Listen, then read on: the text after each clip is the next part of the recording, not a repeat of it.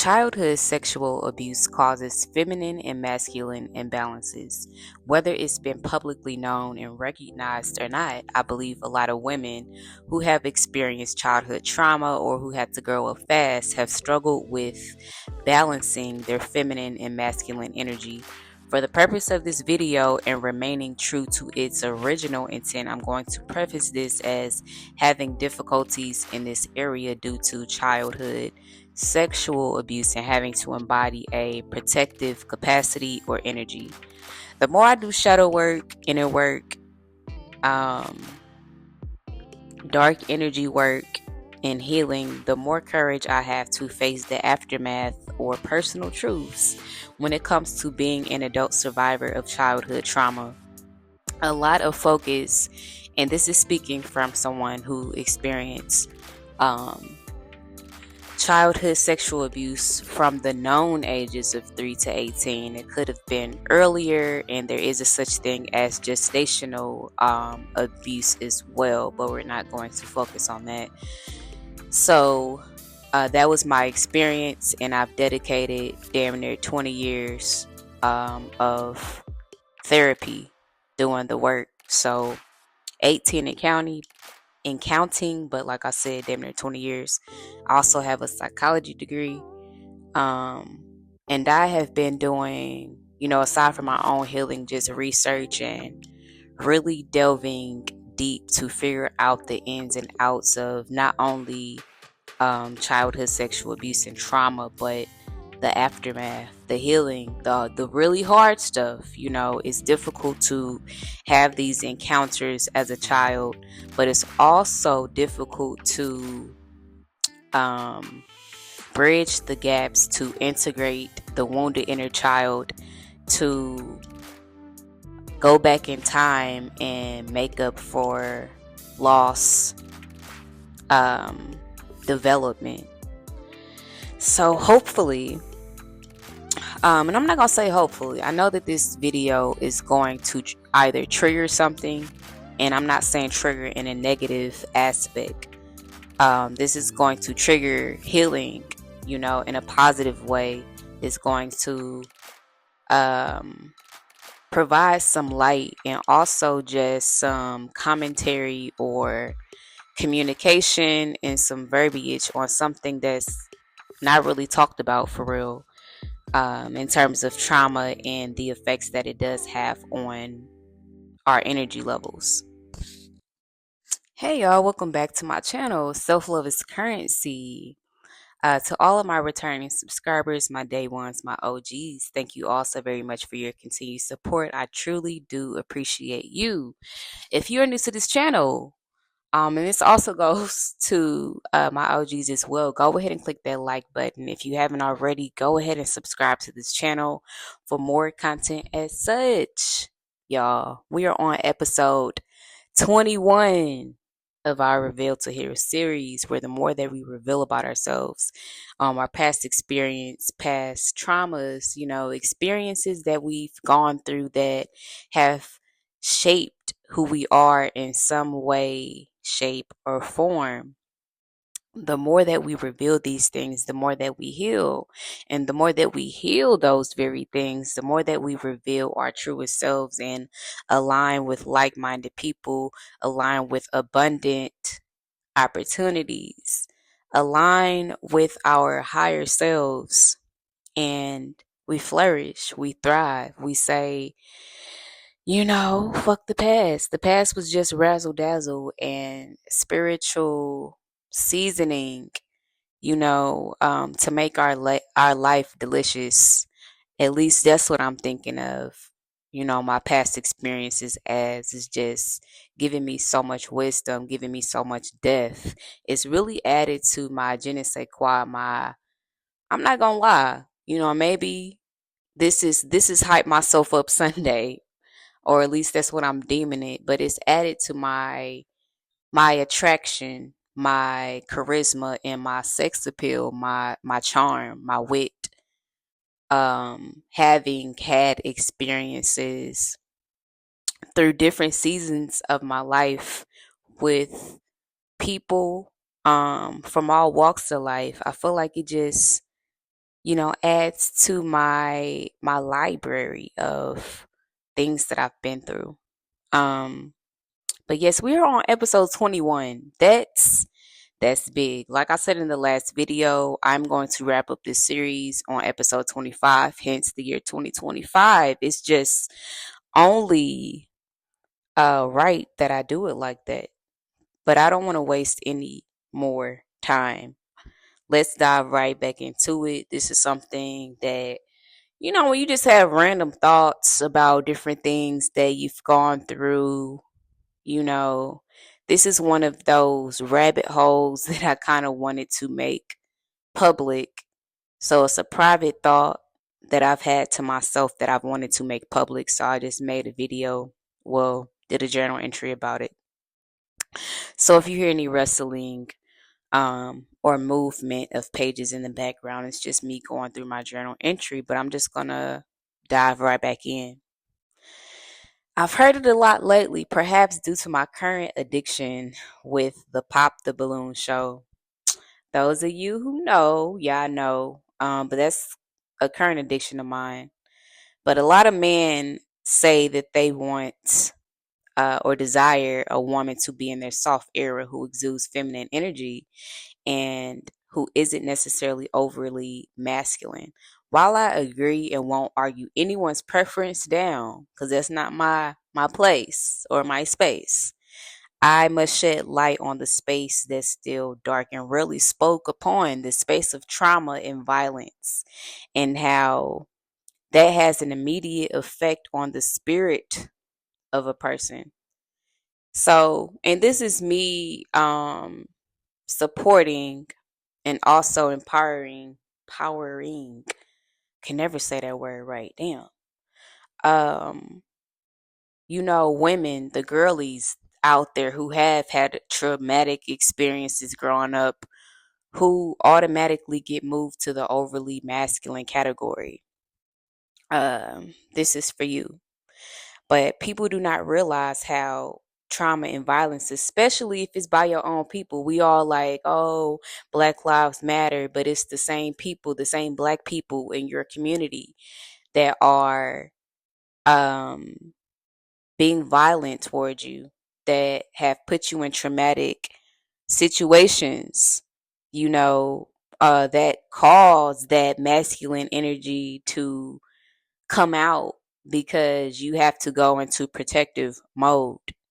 But that might be another video for another time for me to dive more deeper into that.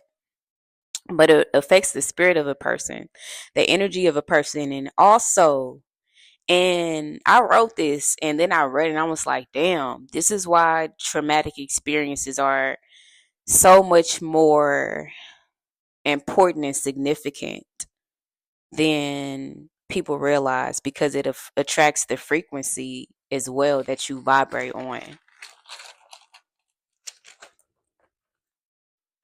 That's why I believe it's crucial to go on your own healing journey, especially if you've experienced sexual trauma or more than one type of trauma. So, physical, verbal abuse, financial, spiritual.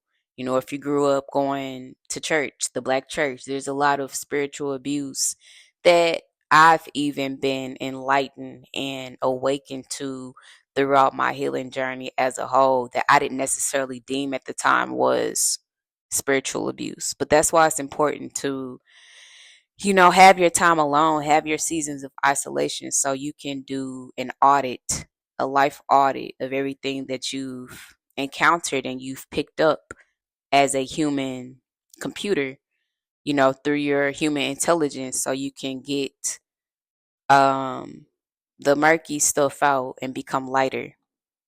When you are sexually abused as a child, not only does it mess with your mental, and this goes into mental dis-ease, you not being ease or feeling ease internally. So this comes out as PTSD, depression, all of that. I can go on anxiety. I've experienced these things because I was internalizing my external experiences, my external environment. So it makes sense to me, but then you have doctors, you have society deeming you crazy on a spiritual level. I get it. There's much more underneath the spiritual microscope when you look at the effects of childhood trauma. It disrupts your energetic field. A girl who has and is being violated may develop a more masculine energy in order to protect herself from predators. So, and I don't know if it's Maslow's. Um, I forget what it's called. But they talk about this in terms of human evolution, how different species either grew different parts of body to be able to handle to handle different types of climates and stuff. But I think that's the same for humans as well. If we are put under pressure, if we are in a very toxic or dysfunctional environment, we will embody those um,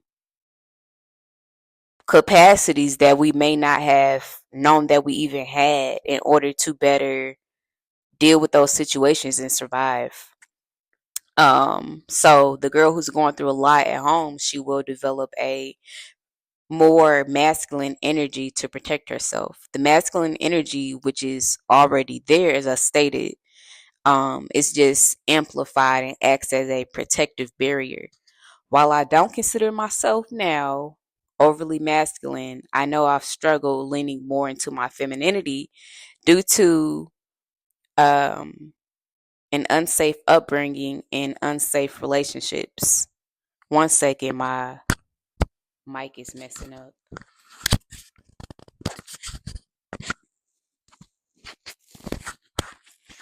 Okay, I'm back. I'm not sure if there's any research on this or not. However, there has to be some type of correlation with women who have a lot of masculine energy in them growing up in unsafe, abusive, and dysfunctional households. That's all I'm saying. Like I said, this is coming from real lived ass experience, but I know that there has to be some type of correlation there. Conversely, for men, I think that if they've experienced childhood abuse, and this does not account for all men who have gone through some form of childhood trauma, specifically uh, childhood sexual trauma, because it will not look the same for every man as it does every woman. So that's a disclaimer right there. Um, but I think that if they've experienced childhood sexual abuse, that can lead them to being more in their feminine energy versus their masculine energy. This isn't a right or wrong video. This is simply for awareness and educational purposes based on, as I stated, real lived ass experiences. Not only does sexual abuse get swept under the rug, but also the mess. The mess you are responsible for cleaning. Ain't that some shit? Like, for real. Like, therapy can be expensive. Yes, there are thousands of programs that offer mental health services for free. However, if you have a job, a 9 to 5, like myself, you are responsible for um, paying for mental health services. And I was just joking with myself. I guess this is an ongoing joke that I have with myself, like a self insider, if you will. But I'm like, damn, I need to be sending these therapy invoices and receipts to a lot of people because yeah, it's an investment for sure.